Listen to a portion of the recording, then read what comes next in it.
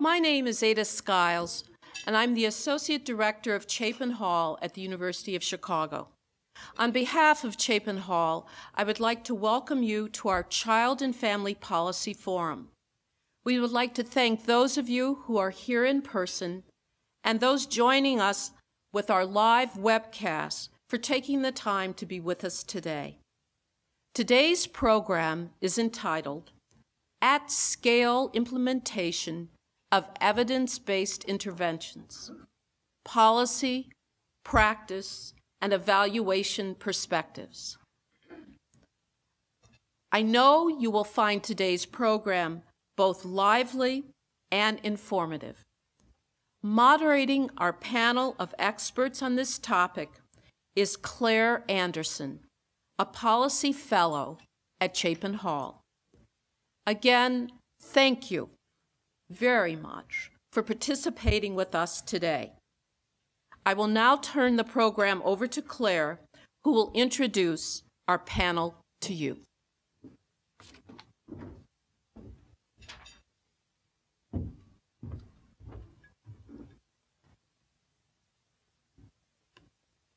Thanks so much, Ada.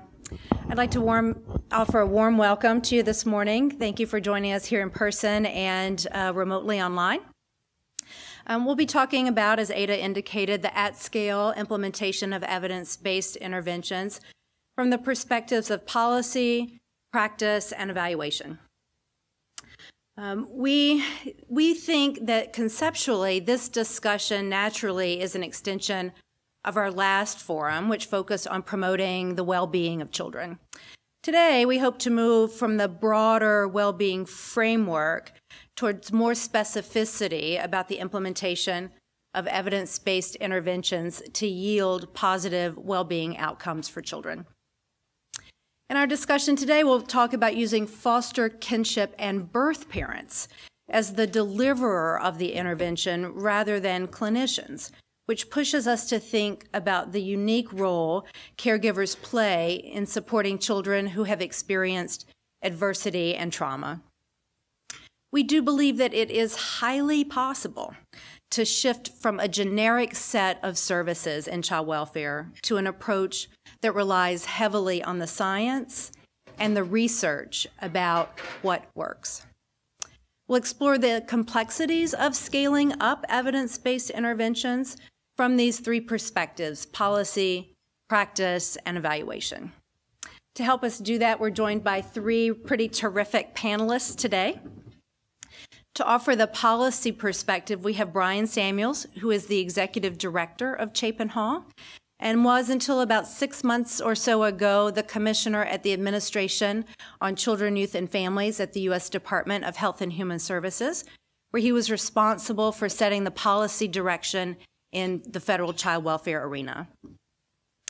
On the practice front, we have Patty Chamberlain, who is a research scientist at the Oregon Social Learning Center.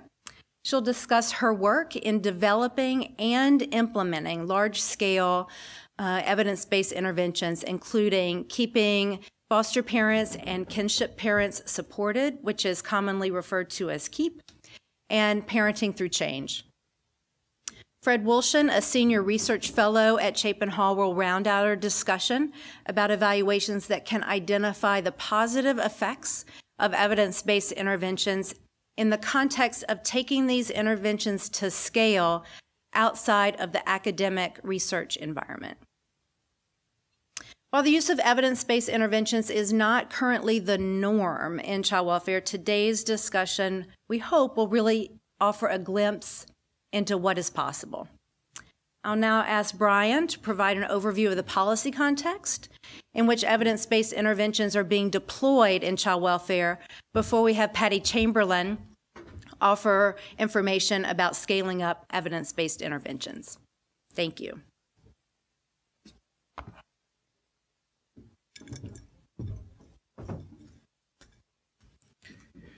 Good morning also.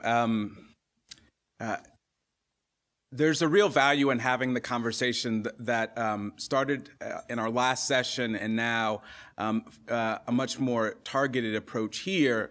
And the nature of the conversation is such that Today, we know from a policy standpoint, particularly in child welfare, that there is a growing body of literature around how to intervene and how to intervene effectively.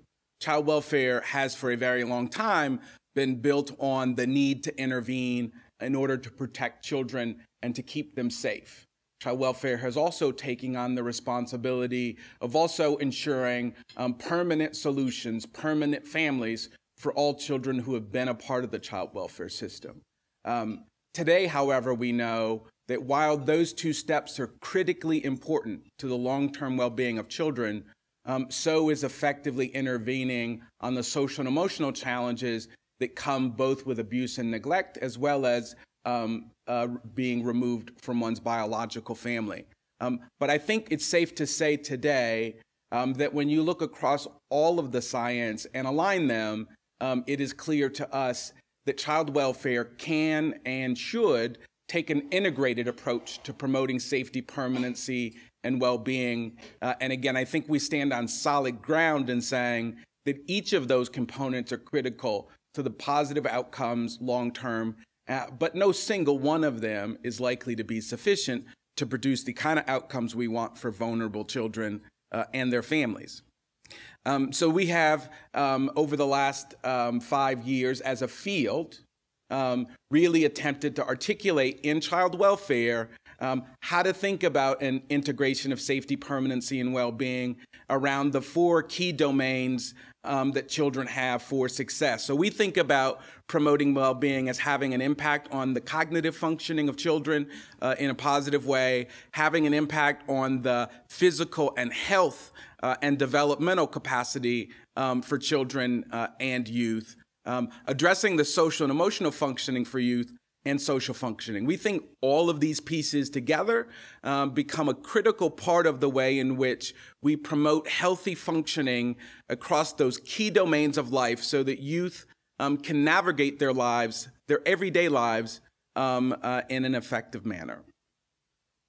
The challenge has often been in child welfare that folks thought that we couldn't define what well-being looked like. We couldn't define what the developmental challenges were as a cause of abuse and neglect that might prevent positive outcomes. This is one framework that takes each of the age groups and tries to articulate in each of the key domains that I just indicated the critical skills that children need at each age level in order to successfully make progress in their regular lives and ultimately maturing into adulthood.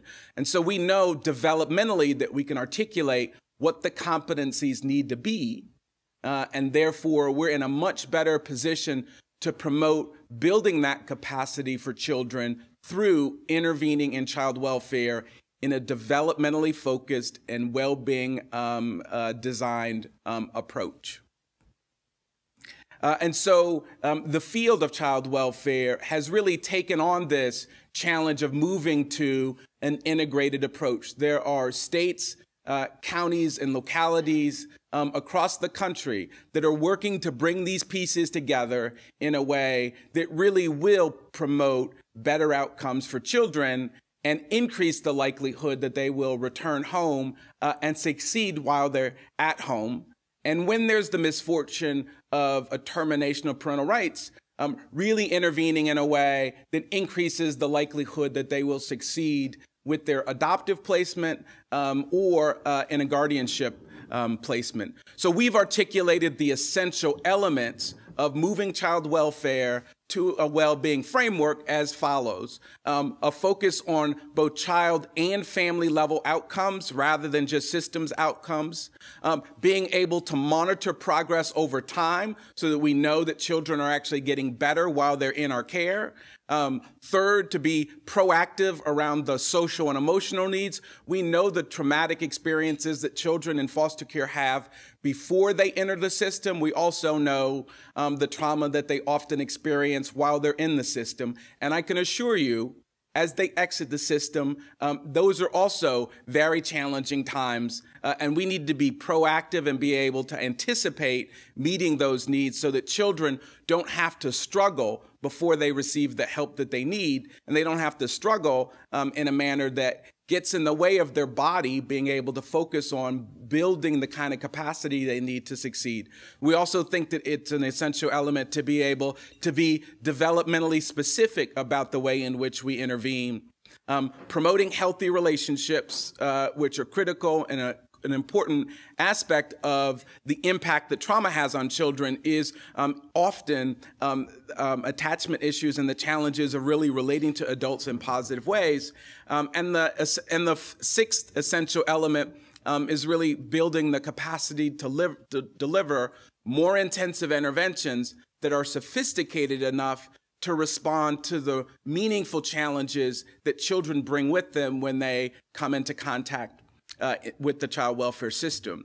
And so what's really cool about this presentation is I'm really going to hand off this work to Patty Chamberlain, who will describe both the body of her work, but particularly an intervention that she has introduced in a number of child welfare systems. And I think what's really cool about her work is it really does move child welfare in each of these domains and moves child welfare into building the kind of essential practice that's necessary to promote positive outcomes. So I will get out of the way and let Patty come and tell you about the really important work that she's done and the way in which it fits well in a well-being context. Thank you, Bryan, for that nice introduction. So I'm going to talk a little bit about some of the interventions that we've developed and how we have fit them into the child welfare, various child welfare systems. First, I just want to talk a bit about the body of research that is available to us on how parents can be strengthened to improve the well-being of their children. There is a great deal of consensus about what it takes to perform effective parenting. And there's been a great deal of research on strengthening parents and helping parents provide optimal situations to reinforce the development of their children. And the research has been actually hundreds of randomized control trials for a number of different models support the idea that there are common features in parenting that need to be built and strengthened. And those include providing nurturance and care, good supervision, limit setting and control when necessary, teaching, advice, mentoring, and supporting behaviors that support effective adaptation to developmentally relevant demands. And of course, these shift over the life course of children, and also discouraging behaviors that hinder positive adaptation. So what's neat about the research base, I think, is that you have a number of different investigators across the U.S. and in Europe who have come to very, very similar conclusions about what it takes to identify and promote effective parenting. And there have been a number of meta-analyses that really document these similarities, and a number of interventions that have been developed across developmental periods that show long-term outcomes that happen much later than the intervention was actually experienced by the children and families, so that these interventions have showed cascading positive effects over time. So the idea is that if you can sort of bump the trajectory of positive parenting, effective parenting, it's going to have long-term effects on child well-being. And I'm just here showing a number of the diverse positive effects that have been documented in these randomized control trials. And as you can see, they really are crossing the developmental lifespan of from early childhood, even prenatal, early childhood through middle childhood, through adolescence and into young adulthood. So we find that there is this body of well-being outcomes that have been well documented as a result of the intervention being on trying to improve parenting. We at Oregon Social Learning Center have built our interventions mostly around trying to strengthen parenting. And what you find is that these parenting interventions, and we ourselves started out doing preventive interventions, doing interventions that could be used in mental health contexts, in juvenile justice contexts, but rarely do you see these interventions implemented in child welfare contexts. And when you do see them implemented in child welfare contexts, they're sort of niche interventions. It might be a little thing that's happening here, but it really isn't something that is integrated into the practice culture in child welfare. And they tend to be sort of isolated, and they have not really taken on the important area of, can we think about a different way that caseworkers who have the most daily or weekly or monthly contact with parents, both foster and biological, can we change the way that they think about and that they interact with parents, be they foster, adoptive, biological, relatives, whoever those caregivers are going to be? Can we think about the way, can we work on changing the way that caseworkers conceptualize their relationship and their opportunity to strengthen the parenting of this diverse group of parents? So I want to talk about a case example that we've been involved in most recently. This was a system-initiated attempt to make a difference in how casework was developed to parents at all levels for kids placed in foster care, for kids and their family placed in foster care. And the idea here was that we would link 3 interventions to really try to cover the ground of changing the quality of service that parents got and the way that caseworkers interacted with parents. And so you really change essentially the role of the caseworker from someone who's monitoring your progress to someone who's responsible for helping you make that progress. And that's actually a major shift. So I show this example because it's the only example that I've been involved in where the scope is that large. I've been involved in several implementations of interventions in child welfare systems, but it has been with this intervention, with KEEP or with multidimensional treatment foster care. But I've been involved in a continuum of interventions in the juvenile justice system, but never in child welfare. Okay, so KEEP. I want to talk a little bit about KEEP and the background of KEEP. We have conducted 4 randomized controlled trials on KEEP, and then we've implemented KEEP as a solo, standalone intervention in several places in the U.S. and in Europe.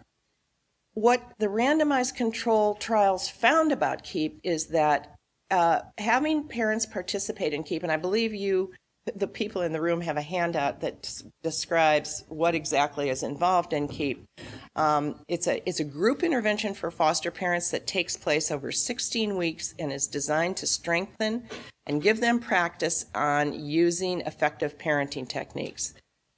Compared to foster families who did not receive KEEP in these randomized controlled trials, we found fewer placement disruptions for the kids placed in their home. And interestingly, the effect was strongest for kids who had had 3 previous placement disruptions. So those are the kids who have a much higher risk of having another placement disruption.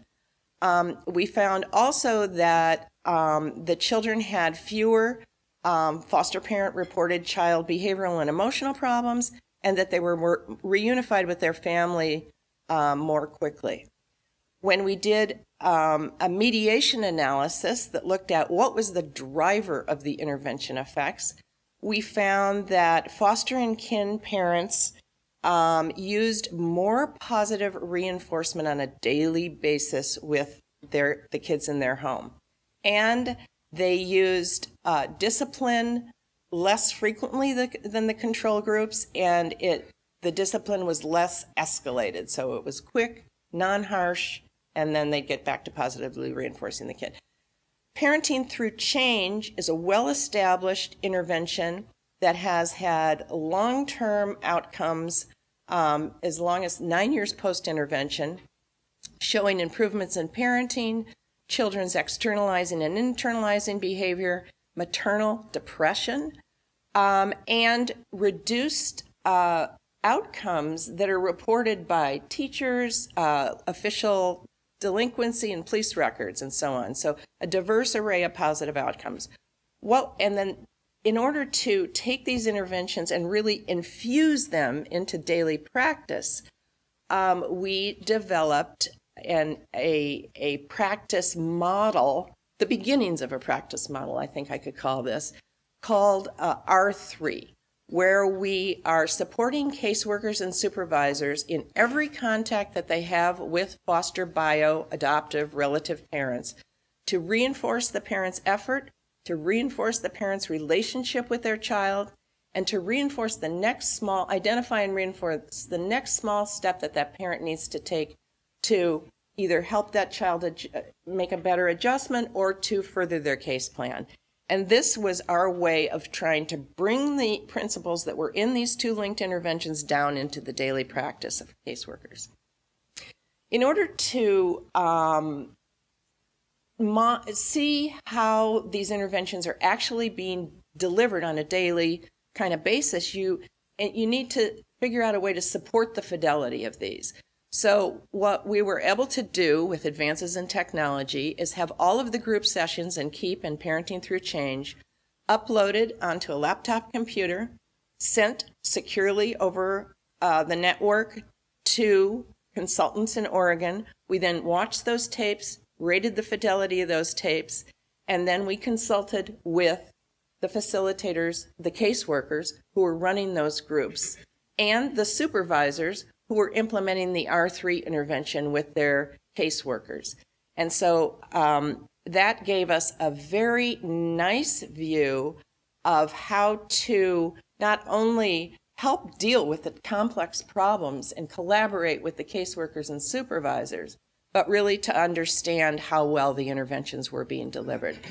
So, by way of a couple of ending comments, when we did the implementation in New York, as you can imagine, when you tell a group of caseworkers, the whole sort of idea about how you do your job, we're going to try to change that. We're going to try to, rethink what your relationship is with parents. Some of the caseworkers embraced it pretty enthusiastically, and others were pretty wary at the beginning. And some people said things like, "This is what I went to social work school for," and other people said, "There's no way I'm getting up in front of a group and doing this." But over time, we saw quite a bit of change in the relationships, and we were able to look at these, and because we're looking at fidelity, and basically there was a shift. Caseworkers were saying, parents don't see us as villains anymore. We're on their side, and they're able to have a very good view of what kind of progress that parent is making because they're the ones delivering the service. They're not having to find out from this therapist or that therapist or this parenting class person. They're the ones who are front and center. Implementation, we learned, and we've learned this over and over again, the most important piece of implementation is to develop a partnership and a collaboration with the agencies that you're working with, because you're trying to fit a new set of practices and procedures into an existing culture. And you need to set this up so that you're not tone deaf to that culture and that you're collaborating on how you're going to intertwine this new practice idea into the culture that already exists. And I think finally, just to say that implementation takes perseverance. It's always a work in progress. And if we can use data, fidelity data and other kinds of data to continually refine and improve that implementation, I think we're on the right track. Okay, thank you.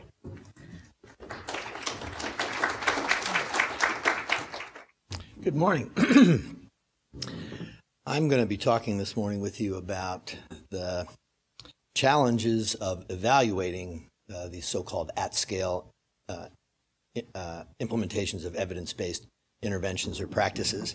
Excuse me, I want to cover a couple of things. First of all, it's the issue of what exactly does at-scale mean from an evaluation perspective, and in particular, the obvious challenge is where do you get the counterfactual?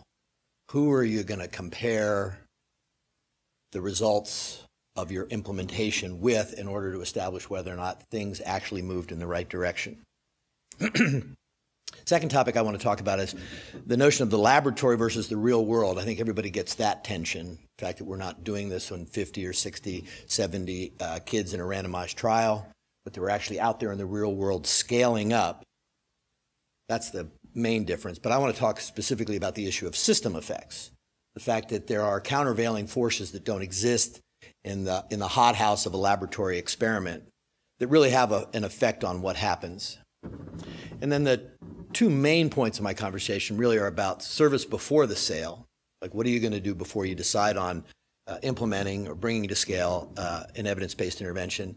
And then service after the sale.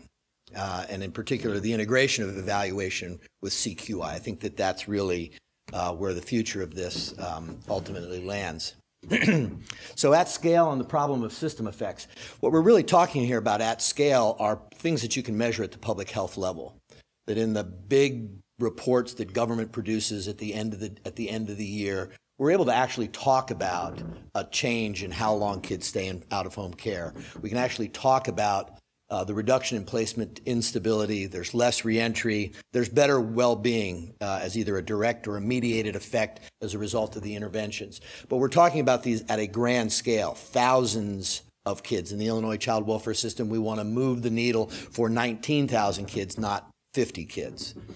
And there, of course, is the issue of the counterfactual. So if we're measuring the system against itself, where do we find the other data with which to compare? And I think that I'll cover that off a little bit in the CQI notion, because it really is about ultimately comparing myself against to what my best guess as to what I think I would have done but for the scale up of the evidence-based intervention. The most important thing here, I think, are system effects and the system structures that operate for and against evidence-based interventions. And I think it's less of a case in Illinois, perhaps because of the performance-based contracting, in other jurisdictions where they still rely on fee-for-services for delivering of placement services. The issue of if I implement an evidence-based intervention at scale, and I shorten length of stay, I reduce placement instability, it has effects on the system. And those, one of the effects it will happen is the change in the way the money is flowing. And if you're reducing length of stay and you get paid to provide foster care, the implementation of an evidence-based intervention places an organization in harm's way from a fiscal perspective. So the idea that you are operating counter to the organization's interests is, I think, an important problem, and that's simply an example of the kinds of tensions at-scale implementations inevitably introduce. And from an evaluation perspective, we have to be able to conceptualize and then measure what those effects are.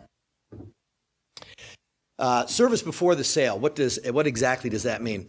I like to think of this as fixed effects thinking in a variable effects world.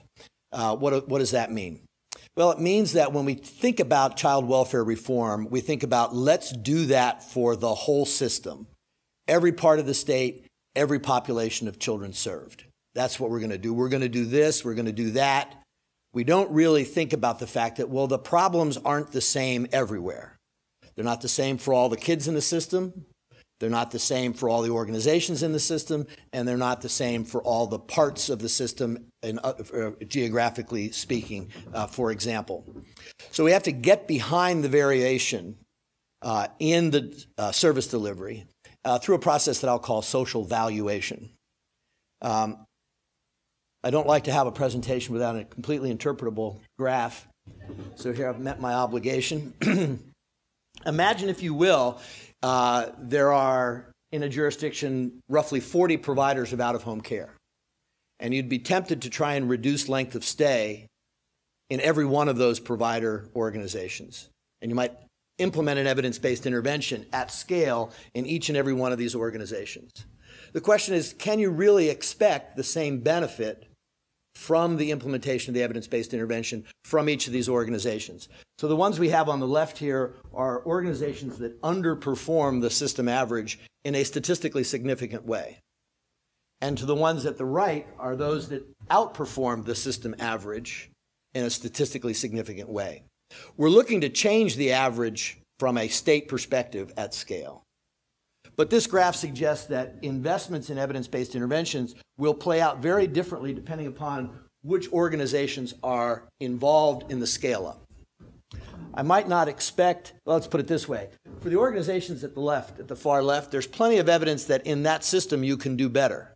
There's actually 38 data points to the right that say you can accomplish more in that system than that one organization is. So that's a different value proposition with regard to that organization. Now, there may be good reasons why they're at that point in the distribution, and it may relate to the likelihood that they'll successfully implement an evidence-based intervention. You want to take that into account. But the big question is, can you expect as much from that organization as compared to the one to the far right, where there are no examples of doing better with regard to that outcome in that jurisdiction? How much more performance improvement can you expect from that organization? And how do those considerations weigh on the choice of what you do, where you do it, and the expectation for at-scale improvement? Which of these organizations is most likely to deliver the change in the average performance for the state as a whole, which is what at-scale means? So here the objective is to improve permanency. Each point represents the relative performance, and it could be of a state, it could be of a county, it could be of a provider, it could be a unit in your organization. The idea is to find the outliers on the high side and the low side of the average and answer the question, where's the best bet? Where are you most likely? And from an evaluation perspective, it's at this point in the process where asking yourselves how to improve the chances of success is a perfectly appropriate question. After the implementation is finished, you've got the outcome data in, that's the wrong time to ask, how can we make this look better? You have lots of opportunity at the beginning, and answering these kinds of questions and managing expectations accordingly is an important task. Service after the sale. I think ultimately, in order to succeed at-scale interventions, we have to bring together what everybody now understands as CQI as a design and evaluation framework. It's not simply for understanding whether or not things are working as intended. It really is about a design and evaluation framework brought together that will help you understand what to do and then whether or not you did what you said you were going to do. We have to conceptualize evidence-based interventions, the kinds of things that Patty was talking about in her presentation, as changes to process quality and capacity. We want to know, what are you supposed to do? So Patty was very clear in the description of KEEP as to there are certain expectations that workers will do certain things differently. That's the what. The quality is the question of, well, how well do you do it? What are the requirements of engaging families? How well do you execute? And then capacity is having the resources to execute at the expected level. The CQI process is going to have you focus on all three of those things as part of the logic model or the theory of change. Fidelity is adherence to process quality and capacity standards. If you say you're going to do something, then you've got to go out and measure whether or not you did it at the quality expected. And you have to make judgments about whether or not the reason for coming up short or exceeding expectations has to do with whether or not you have the appropriate capacity. And then effectiveness ultimately is the relationship between the fidelity and the outcomes. How well did you manage process, quality, and capacity and its relationship to outcomes at the end of the day? I like to make pictures. This just talks a little bit about, but the investments of A, B, and C. And I think we're tempted to see each evidence-based intervention as different. Indeed, they are. But what they all speak to is what's the expectation with regard to process? What's the expectation with regard to capacity? What's the expectation with regard to quality? And they are tied to the development of a theory of change. What are you going to do? What are you asking people to do differently? And the evaluation before and after the process is to ask people to be very clear about what these your answers to the question. So the CQI challenge in at-scale implementations as an evaluation problem is really the quality of the CQI analytics. The strength of CQI is its ability to deliver on-time fidelity and outcome measures. Patty talked about the importance of fidelity and outcome data as part of the renewal process. How do you understand how well we're doing? The weakness of CQI, oftentimes, and I would say the majority of times, is the measurement technology and the analytics. Evaluation is very good at high-quality methods, but poor on-time delivery. It's hard to run a system with a typical evaluation strategy. CQI is good on the on-time delivery, but it often lacks the rigorous methodology required to really know what's going on. The remedy is the better integration of evaluation and CQI. The dose response timing is a fidelity problem. Did the subjects of your intervention get what they're supposed to get when they were supposed to get it? When, in fact, did they get it? And how does it factor into what happens next? The nice thing about evaluation is we get to look at all the data and look backwards in time. The problem from a CQI perspective is you've got to look forward in time. You've got to ask the question, how do I change what's going to happen next to this child? And integrating that perspective and the evaluation perspective, I think, in a dose-response perspective is very important. The main problem from an analytics perspective on the CQI, from the CQI perspective, is what I would call sampling on the outcome. A lot of people will say, well, I've got a problem with this issue, this outcome. Adoptions take too long. So what I'm going to go do is I'm going to go study kids who got adopted, and I'm going to figure out what went wrong. The problem is that you're selecting on the outcome, and it's hard to understand the process that got you there if you aren't also looking at the people who didn't get the outcome, because you don't really know whether or not they're having exactly the same experiences. So the conclusions you draw from your population of children who were adopted or reunified or who had a recurrent maltreatment episode, if you're only looking at them, you have a narrow view of the universe. And that's the tempting thing in most CQI processes. I want to understand adoption, so I'm going to look at adopted children as the sole source of information about what's taking place. And that's really an analytics problem. That would not be a sufficient sample for understanding the process so that you can bring the process into the CQI process, understand it, develop hypotheses about how to change it, and then implement those hypotheses. And then the last thing I want to bring everybody back to, and again, it's most of these things people understand quite readily, is the role of patience and time horizons. If you have an underlying length of stay that's 18 months in out-of-home care, to change length of stay is going to take much more than 18 months, because you got to worry about the kids who contribute to the average who are in care for 24, 27, 30, 33 months. And until you know whether or not their experience changes, it's hard to know what the impact is. So the time horizons in child welfare reform, CQI, evidence-based intervention scale-up is very long, or potentially very long. And figuring out how to bring in interim information to bear on that process to keep, frankly, the political attention required to build momentum behind evidence-based interventions and their scale-up, learning how to do that in a CQI context is ultimately, I think, the biggest challenge. Thank you very much.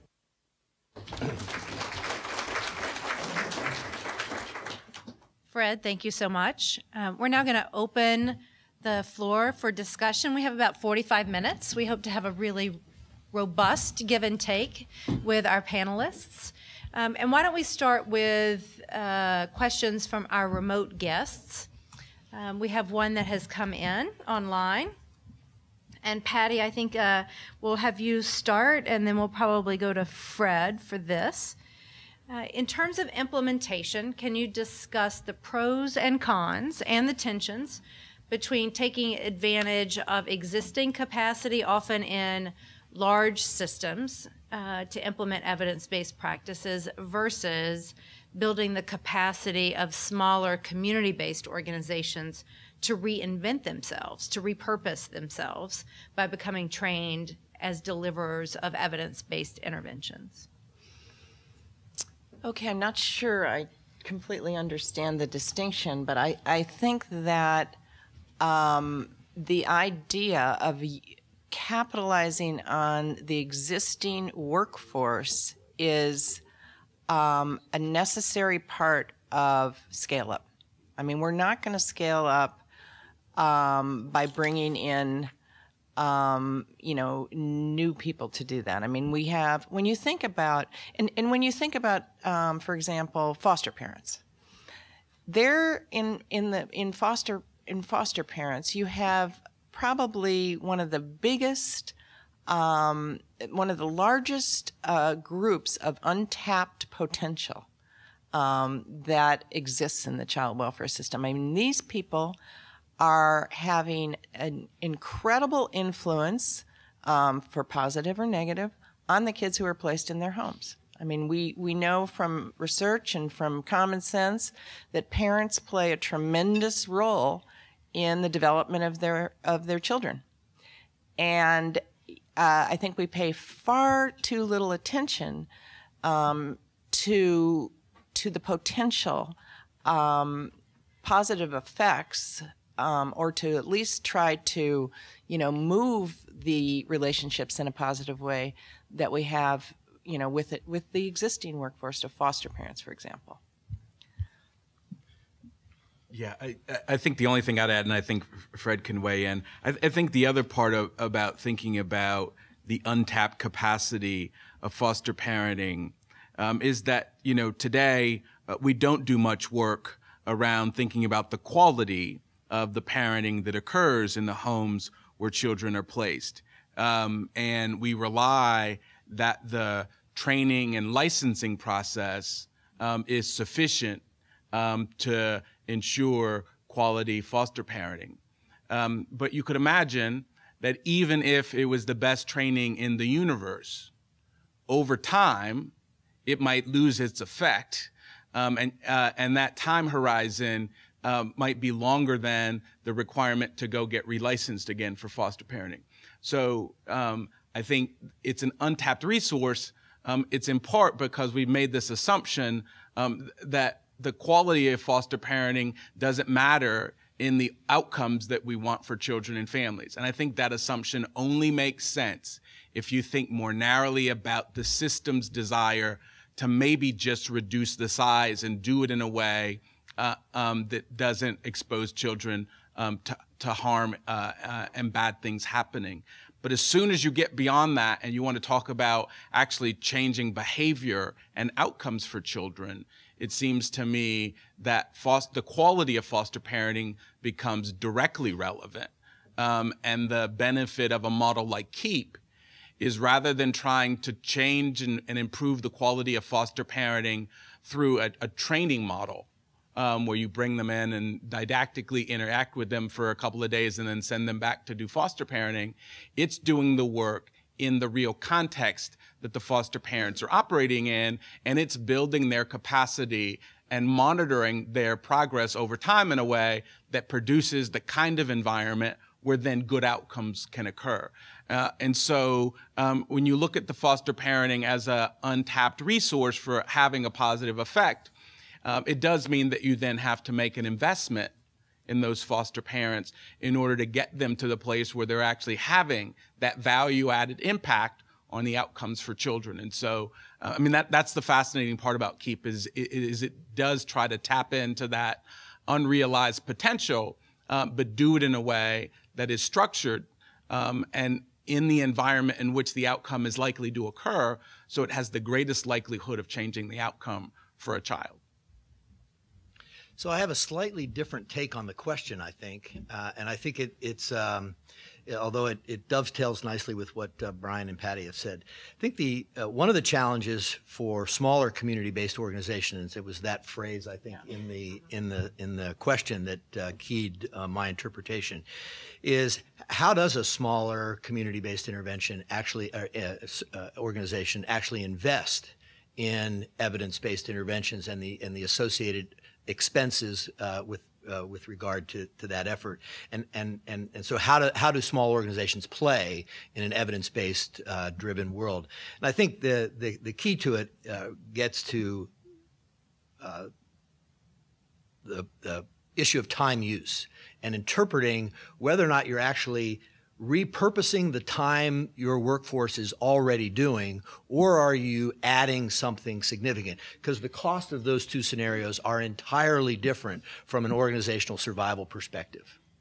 And so I think there's an analysis that has to be done at the organizational level as to whether or not I'm going to take the 500,000 person hours that my organization currently contributes and add another 250,000 hours, which is a big new expense. Yeah. Or am I going to take the 500,000 hours and figure out how to get those people to do something differently?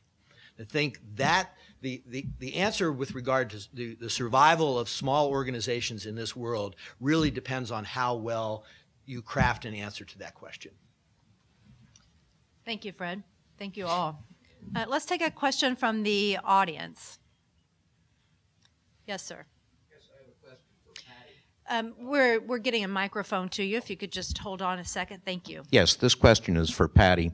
Regarding the Parenting Through Change and the KEEP programs, are parents or foster parents assigned strictly sequentially, or is there a categorical element? For example, first-time mothers separate from second-time mothers, or experienced foster parents with or without the kinship care group? Yeah, that's it. We have taken sort of a universal approach. That is, nobody's ineligible, and we do not try to, sort of slice and dice the population, except in one way. And that is that we like the parents in the groups to have placed with them developmentally, so if we're going to run a group for young kids, we like to have all the parents have at least one young kid placed with them versus teenagers, because the intervention shifts depending on the developmental level of the child. But in terms, we've experimented around a little bit with this. In terms of including kinship parents and foster parents in the same group, that works quite well. And it's much richer to have a group where you have the whole spectrum of experience of foster parents in that group, rather than just experienced foster parents. Because in both of these interventions, and bio parents, in both of these interventions, there's a lot of group learning that goes on. You can learn, it's much less threatening to learn new skills when you have other 5, 6, 7 people in the room who are in there with you doing that. And they have a wide variety of experiences that are very helpful that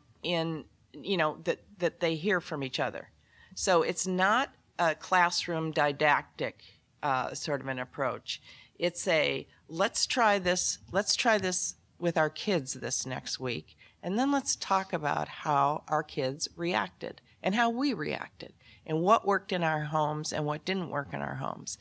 And it's very helpful, I think, for parents to hear from each other their experiences. I think it makes them much richer, and it's good if you have a variety of parenting styles and parents in a group.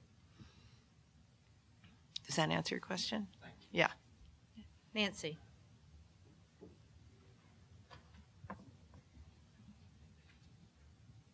Thank you. I wanted to understand if the foster parents, if the biological families of the foster parents are also receiving this training at the same time, so that their skill building and support systems are being crafted and enabled in anticipation of reunification, or not? Is that by design?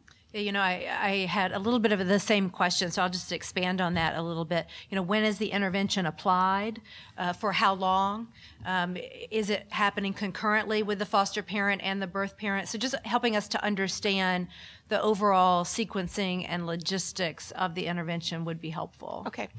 So the critical timeline for the biological aftercare resource or relative resource or adoptive resource is, you know, we want to establish sort of a set of skills. So the way Parenting Through Change is delivered is it's delivered in 10 sessions. So you get, and that can be any time during the child's placement history. So you get sort of a basic set of skills that you're helping parents to develop and strengths that you're trying to build. And then around the time of reunification, there's another 6 sessions that happen. So that's sort of a refresher and expansion. And ideally, and this, you know, is often hard to pull off logistically, but you'd have 3 of those 6 sessions before the child reunified and the latter 3 at the time, you know, once the child is back in the home. So the timeline is critical for that delivery of the last 6 sessions on Parenting Through Change, but not so critical on the beginning 10. Because remember, what we're trying to do is once the foster parents or the biological parents get the dose of this intervention, now they have presumably a new way of interacting with their kids, because that's what we're going for. Then the R3 intervention comes in there and reinforces that in the daily contact that the caseworker has. So the caseworkers have all been trained in these approaches.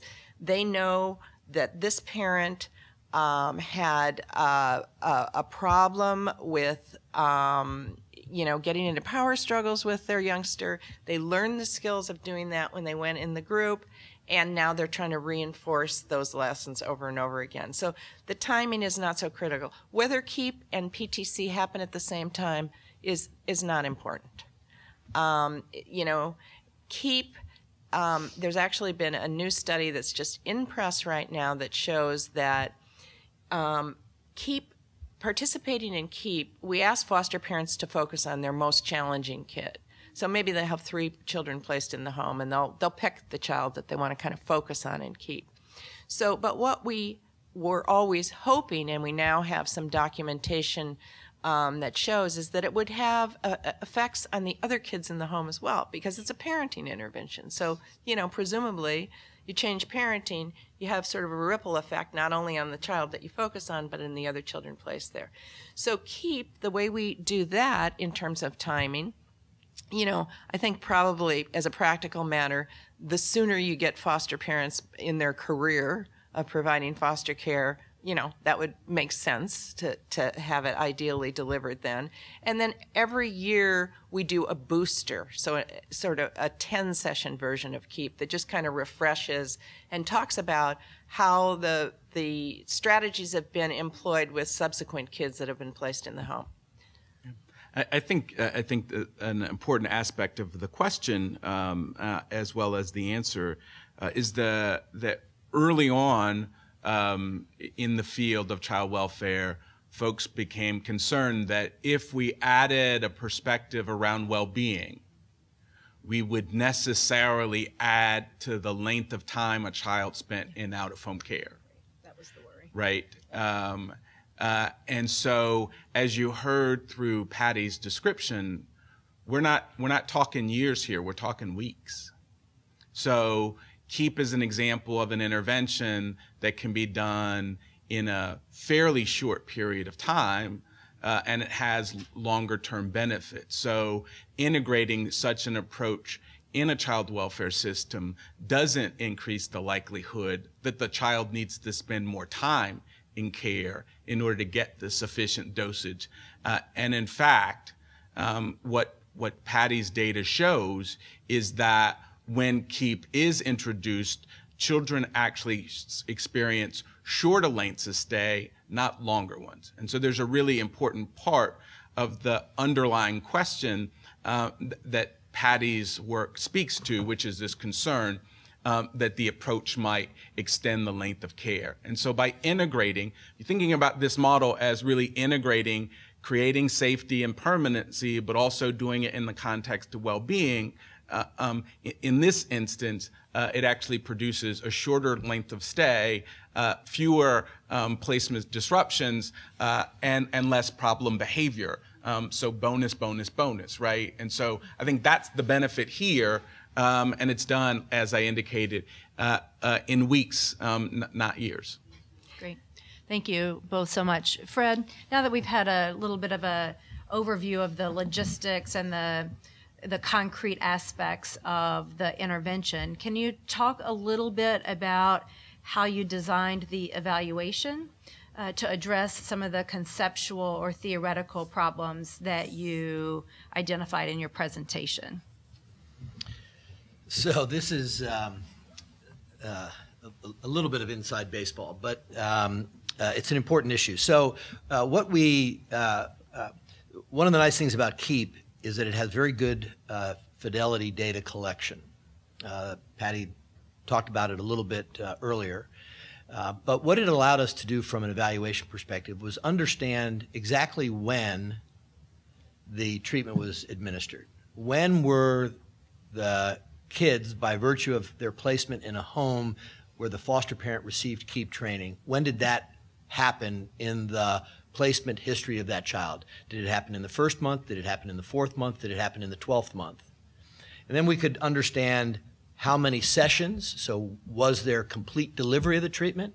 Did they only get a certain portion of the incomplete train up of the foster parents? And then again, time all of that with respect to the child's history of being in foster care. So we were able to ask the question, not length of stay, did it shorten, but from the time the treatment was administered, did placement duration change? So that ability to target our assessment of the onset of treatment, the duration of treatment, the completeness of treatment relative to what happens next, the question I posed at the beginning, turned out to be, I think, a very powerful way to talk about. The second thing that we had to do, so it was at scale in New York. Well, we did have a counterfactual that consisted of agencies that were not in the KEEP demonstration or the KEEP component of the system, but we also had years and years and years worth of data going back in time. So we were able to compare basically 3 populations. The kids served by the KEEP agencies during the time KEEP was in place. So we flip a switch on and we say KEEP is operational in that agency from that point forward. Then there were the non-KEEP agencies operating at exactly the same time. And then there were the kids in non-KEEP agencies and KEEP agencies who served children prior to what could have possibly been exposure to the KEEP intervention. So we have about 10 years worth of data to track what's going on in the first year of the KEEP implementation. So we don't have a control group in the classic randomized clinical trial sense of the word, but we've got everything else that's happening in the system simultaneously and historically to understand exactly what was happening to the kids in the KEEP and PTC R3 intervention. So I think, and this will be a major problem for government in particular, is that they're not running social experiments. Except for the opinion of intentionally.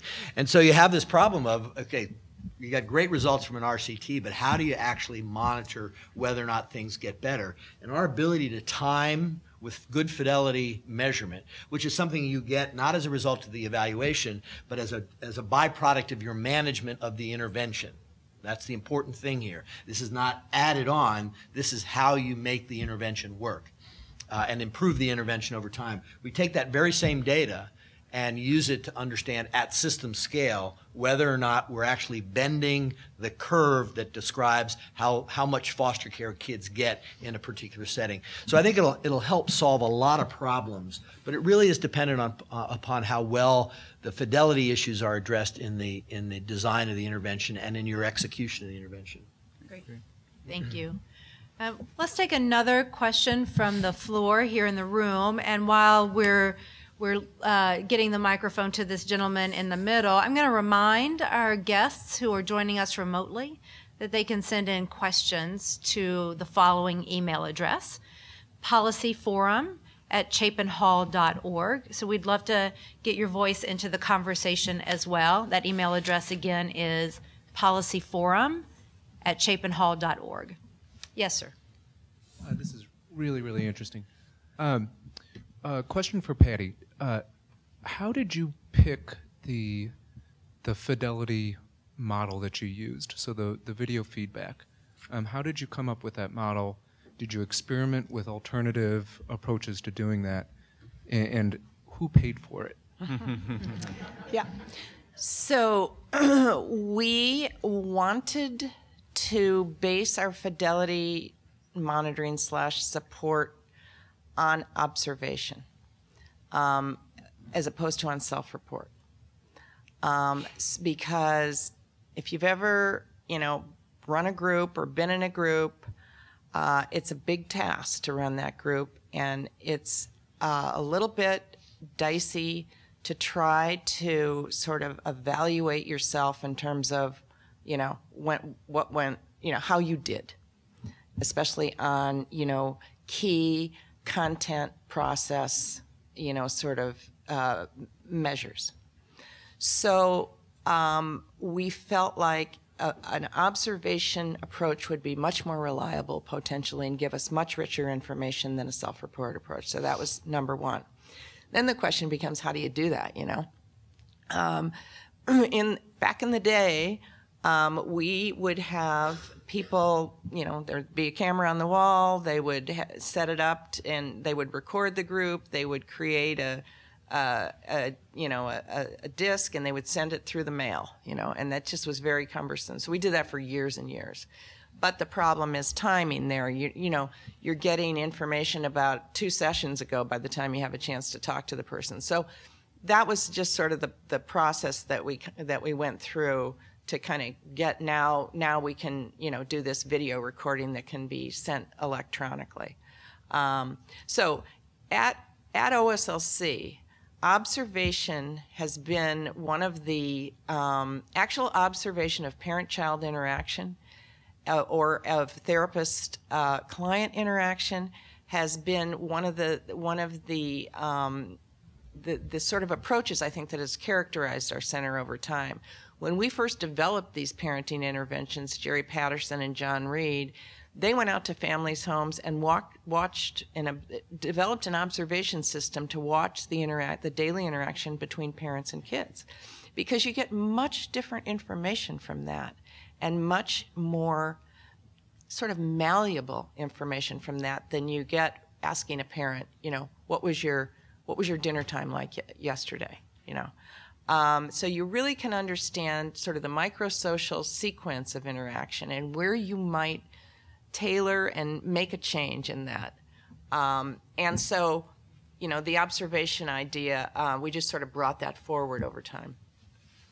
So it was just then a practical matter of how we're going to be able to pull that off, And we've it's become a lot easier with advances in technology. And so as you were implementing this intervention package in New York, can you talk a little bit about how long it took really to transition or repurpose? Yeah, let me just answer the second part of Patrick's question, which I realized I forgot. Who pays for it? So Small detail. Yeah. We bundle in the fidelity. We always have the fidelity monitoring support as part of the intervention, the cost of the intervention. So the agency needs to have that laptop with the camera, and they pay for that. And the external mic. It's very minimal kind of equipment, but it needs to be there. And basically, it's very cheap to transmit that kind of information. We have a secure server. That's all very doable, and it doesn't add a huge cost to the intervention as it stands now. Now, we've spent a fair amount of money from the National Institutes of Health developing that capacity and developing those fidelity measures and so forth. So that's been paid for under grants with taxpayer dollars, But the actual implementation of it now, it's a relatively trivial cost. Okay, I'm sorry, Claire. No, that's okay. I'm just thinking about as people are sitting in the audience and listening online and thinking, goodness, I really want to think about doing this. What's the time frame that you feel like it really took to repurpose the role of the caseworker, the foster parent, the kinship parent towards this approach? So it takes about 3 months of partnership, collaboration, and planning between the agency that's going to be receiving and the developers, because again, we need to understand the culture that and the practice and the daily time use of the agency that we're going in, and we need to figure out how that's going to fit. Because as Fred has talked about, just adding without subtracting is not going to work. That's a good way to blow up your workforce, So that takes about 3 months to get all the logistics ready, to get the training to happen on the fidelity system and so forth. Then we have found that after running 3 groups, so each group is 16 weeks, after running 3 groups, on average, most people, 85% of people, meet fidelity standards and during those 3 groups, they could be run at the same time, but they're about 4 months. And so in most settings, it takes about a year for a caseworker to have run 3 of these 16-week sessions of PTC or KEEP. At that point, about 85% of those people or more are competent to run that intervention with fidelity, high fidelity, without weekly consultation. So at that point, we step down the consultation to a monthly consultation. Now, because we want to establish a way for the agency to build their own infrastructure to do this intervention themselves over time, the agency has the option of selecting from their certified or approved facilitators, trainers.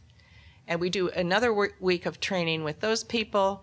We shadow their first training to give them feedback, but then they can become the trainers in their own agency. And we just minimally monitor fidelity, sort of forever over time.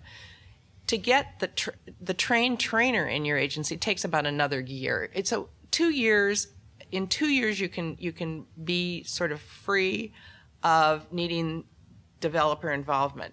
And the second year requires a lot less developer involvement than the first. So you have an intensive year, a much less intensive second year, and then you're kind of ready to go. Great, thank you. We've got a question from our remote guests, and I'm going to start with Bryan, as it is a bit of a policy question, and something that he and I both are quite familiar with, given the work at the Administration on Children, Youth, and Families. So the question really focuses on the Title IV e-waiver in child welfare.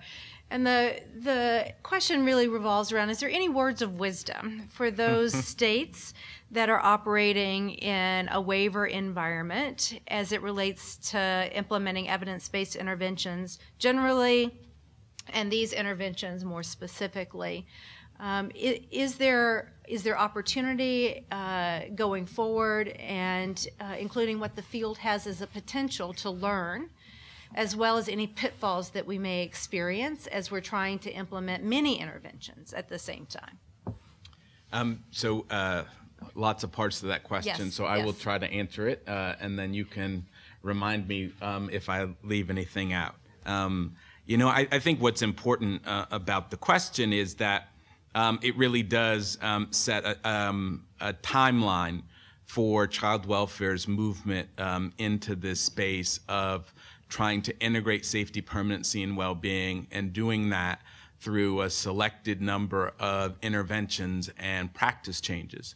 The Title IV waiver represents an effort by the federal government to give states greater flexibility in the use of the resources that the federal government provides to agencies across the country, to give them that flexibility on the prospects that they could produce better outcomes.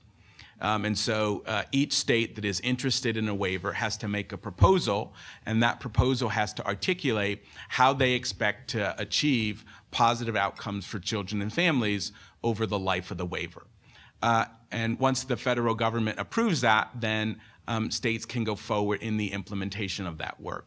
So today there are probably 17 states that have authority under the new waiver statute that the Congress passed, and there are another 5 or so that are operating under old authority, but moving in a similar direction. So, depending on how you do the math, there's probably 20 to 25 states that are moving in this direction of trying to align their intervention approaches to a set of outcomes that they care about. So that said, I think that states are in very different places, and so I think that the question of how many interventions you can ramp up depends on your infrastructure. So that there are some states where there's been a tradition of delivering some of these complex interventions like MST, using Medicaid as the funder, and introducing them into systems. And if you happen to be one of those states, then you could obviously leverage the lessons learned there and the skills and competencies around this work and be able to be more aggressive in the number of interventions you might introduce.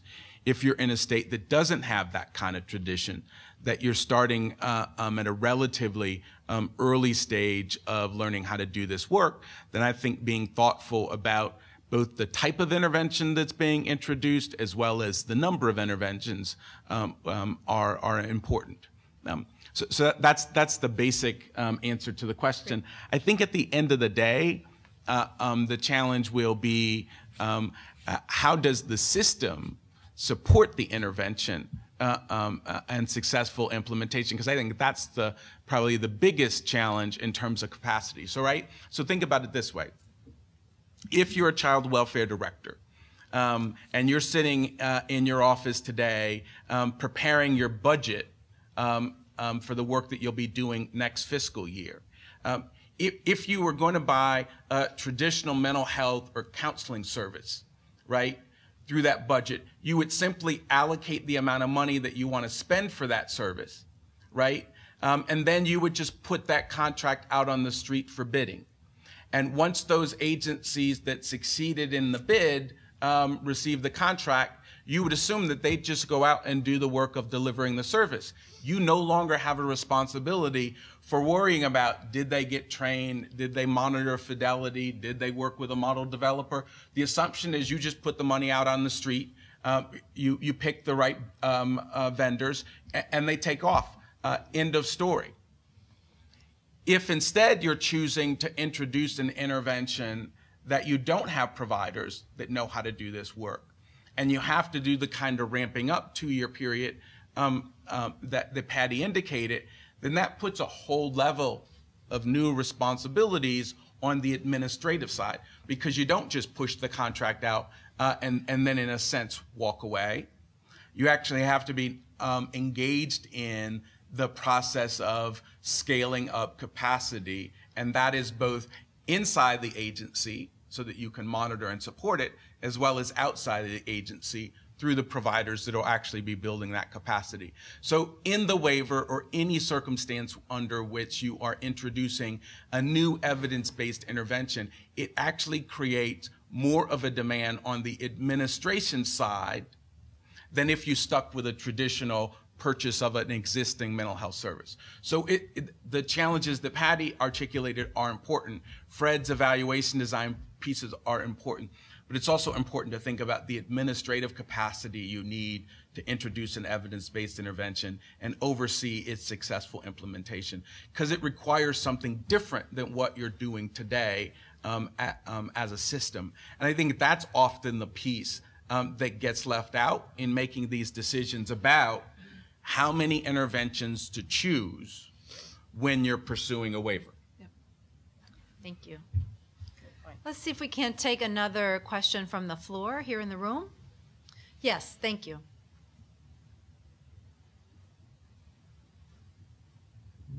Thank you. This is for Patty.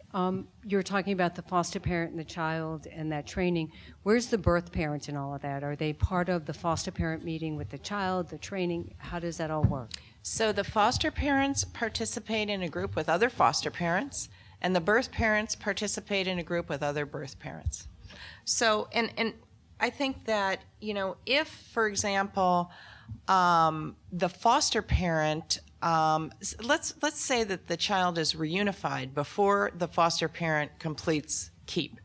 The idea would be that the foster parent can stay in the group, and they can either talk about another child who's placed in their home, or they can just be in the group and participate. There's no, you know, the reunification of the child should depend on, you know, how the child is doing and how the biological parent is doing.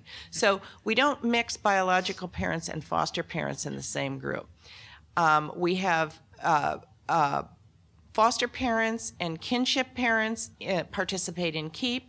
Biological, adoptive, relative, permanency, placement parents participate in the PTC.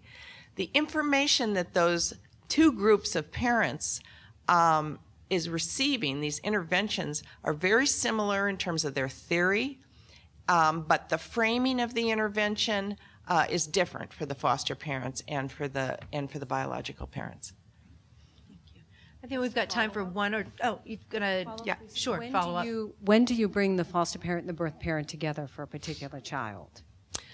You know, as the caseworkers' daily routine or way of practicing is where that would happen. So it's not happening as a formalized part of this intervention. But the caseworker, you know, has routines where, for example, you know, the foster parent's bringing the child in for a visit with the parents, so that would be a natural point. And the caseworker, as part of the Parenting Through Change intervention, will be coaching that birth parent during the visit or before the visit, and in the skills that parent has learned in the Parenting Through Change groups. So we're not formally, as part of the groups, bringing foster parents and parents together, but we're recognizing and trying to capitalize on the times when, you know, that happens naturally in the casework routine. Great. I think we have time for one, maybe two more questions.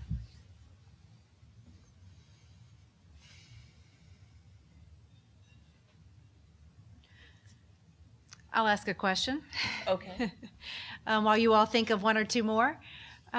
Fred, can you talk a little bit about any fiscal analysis that might have been part of the evaluation? And it may not have been, but you know, I'm just thinking about how, if I was an administrator, I would find the money to do this, or rather, if I was struggling to do that, make the case for why this was a good investment given what the longer term return on my investment might be.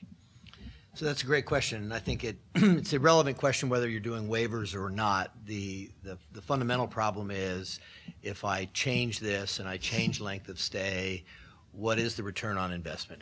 And then how does that, as I alluded to in my remarks about system effects, how does that then affect my balance sheet as an organization?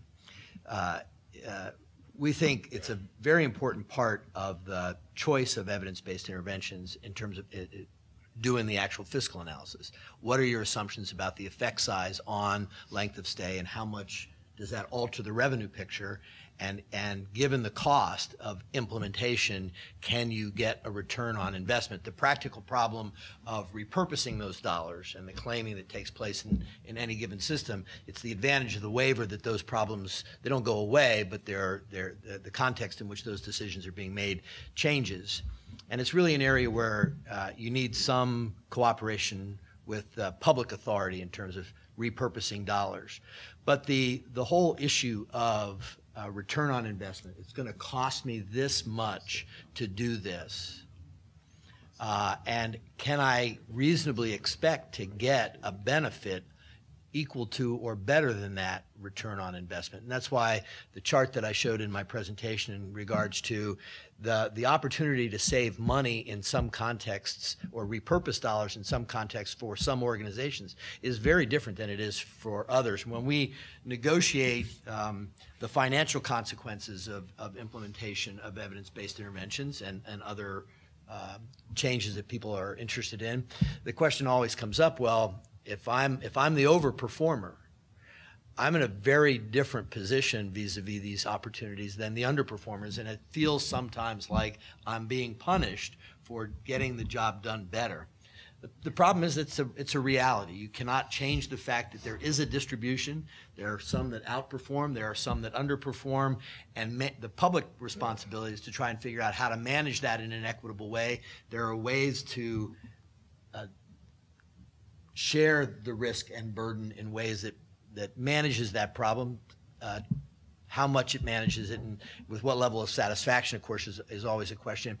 But it gets, Clare, it gets to your point, is that implementing evidence-based interventions without careful due diligence around the finances is really perilous for a whole lot of reasons, and not the least of which is that you could wind up spending more money when you told people you would wind up spending less money, and that's not a good position to be in. Patty, any costing data or analysis that you've done just from the developer or implementer perspective that you want to talk about? We are not economists, and we don't know what we're doing in that realm. So, but we have had some economic analyses of the multidimensional treatment foster care done by the Washington State Institute on Public Policy, and they are economists. And they base their analysis on essentially crimes avoided and days, victim costs for crime, because multidimensional treatment foster care targets kids in the juvenile justice system, and it's an alternative to group home placement. And so I think those kind of analyses have been conducted by others and are show some favorable returns. But that it's sort of beyond the scope. We're relying on our partnership with Chapin Hall and with other people who are familiar with that field. I think we've got time for one more quick question, and we've got somebody here who's not asked a question, so I'm going to get the microphone back to you. And we'll make this a quick answer, but I want to make sure that we get your question in. Thank you.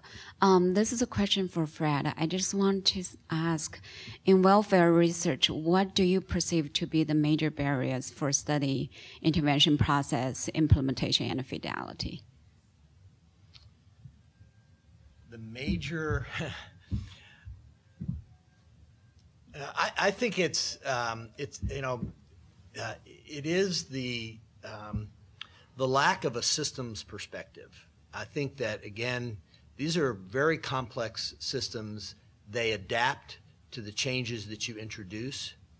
So at the end of the day, conceptualizing how those issues will be manifest in any given implementation, measuring them, and then using that to adjust how you understand whether or not the intervention worked the way you expected it to. That the advantage and the reason why they start in laboratories is because you control those external factors. When you put them into place, you unleash the external factors, and understanding, first anticipating them, and then from an implementation perspective, devising strategies that will blunt those forces from playing themselves out. And then from an evaluation strategy, capturing all of that in data and analysis, I think is the fundamental challenge. Thank you. Got about 5 minutes left. Bryan, I'm going to ask you to do closing remarks for the panel and to thank our guests for joining us. Thanks, Claire. I think a couple of points that are worth making. The first one is how important this kind of conversation is, and how early we are in the process of having this conversation. Right, the child welfare system, I think, in many instances, have embraced the need to go beyond safety and permanency, and in many instances, child welfare directors and folks that are doing work in child welfare have been waiting for permission to go do this other part of what they signed up for when they entered the field of child welfare. And so this is a really important stage of development in child welfare for introducing these interventions in ways that really do try to integrate safety, permanency, and well-being. So we're going to learn a lot.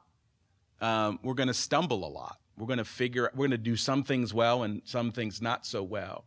And all of that comes with introducing any change in systems as complex as child welfare systems. So the value of the evaluation that we're doing in New York is not so that we can necessarily stand up and say KEEP is the greatest thing since sliced bread, but instead being able to evaluate the impact of KEEP so that the field benefits from learning how you do this work, what aspects of it work or don't work, and what we can expect to get in return, including what it costs, right? So I think that this conversation ought to be taken in the context of being very early in the developmental process of moving in this direction. I often say that the focus on permanency really emerged out of the Adoptions and Safe Families Act, which was a federal legislation that was passed in 1997. It really did place a critical focus on moving children through and out of the system. It created a focus on balancing the rights of parents to have their children returned to them and the rights of children to have permanent relationships. And that act, starting in 97, really does represent the overall change in the size of the foster care system. But the point I'd make here is that when they passed that law in 97 and the things that we started to do to get to better permanency outcomes for children, the things that we started to do in 1997 are different than the things that we're actually doing today to get children to permanency. So said differently, we didn't know all of the things that we'd be doing today to move children to permanency in 1997. We started down that path. We had some successes and failure, but the field learned from those experiences, and they built momentum over time, so that you today have some states that have reduced their child welfare population by 40, 50, 60%, and they've done it based on learning over time and refining the strategies that they've used to get there. I think on the issues of integrating policy focuses that focus on safety, permanency, and well-being together, we're at the early stages. We're going to learn a ton from KEEP and other initiatives across the country. But remember, we're at the beginning of a 10 or 15-year process, not the end of one. And so we're going to do as much well as we may do poorly, but over time, the field will get better at doing this. And they'll get better at doing it by being open to really rigorous but purposefully designed evaluations so that we make the progress over time. So I think that this is really important work, but it's really in its infancy in child welfare. And what we do over the next 15 years, I think, will significantly advance the cause and change fundamentally the work that we do in child welfare and to change the way in which we organize the work in child welfare. So it's really exciting conversation to be had. Just a reminder that we're at the early stages. For all of you that are watching from the sidelines, states that aren't trying to figure out how to do this work, you need to jump in too. Right? If you're an agency that's trying to figure out whether this is important work, you ought to jump in too. Not because there's certainty that you will get it right, but instead the certainty is that the only way to get it right is to get into the game and figure out over time how to do the work better, how to use CQI and other methods of getting better over time. So early stages, I think everybody ought to play. There's no penalty for playing here. There's no penalty for playing in the waiver situation. So I think it's a unique opportunity. The more that people get in, and the earlier they get in, the faster the field's going to move. So that's point one. And point two, which I'll make a lot more quickly. Thank you. As our time is up. Is the presentation that Patty did and the questions that were raised today really provide a really important reminder of the role that nonprofit private organizations play in the child welfare system.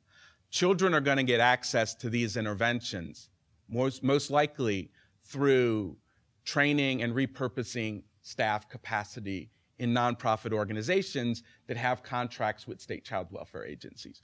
So it's really the public sector in partnership with the private sector, the nonprofit sector, that's ultimately going to realize the benefits of these kind of interventions integrated into systems with the purpose of scaling them up. So as folks think about the integration of safety, permanency, and well-being, don't lose track of the fact that the private sector has to move with the public sector if we're going to get the kind of scale that we need to produce the kind of public health level outcomes that we want to have across the country. So when we talk about getting in the game, we're not just talking about the public sector getting in the game, we're also talking about the commitments of the leadership at the private agency level to also be in this game, because I think together we produce these outcomes, and separately we probably work at cross purposes. So it's an exciting time for everybody in child welfare, and we ought to think about everybody as we think about getting better outcomes for kids who are involved in the foster care system and better outcomes for the families that are involved in the foster care system. So thanks. Thank you so much, Bryan, and we very much appreciate that thrilling invitation to think about doing this work a bit differently. And I want to thank all of you for being here in the room and for those who have joined us remotely in the conversation, and we look forward to continuing this conversation going forward. Thank you.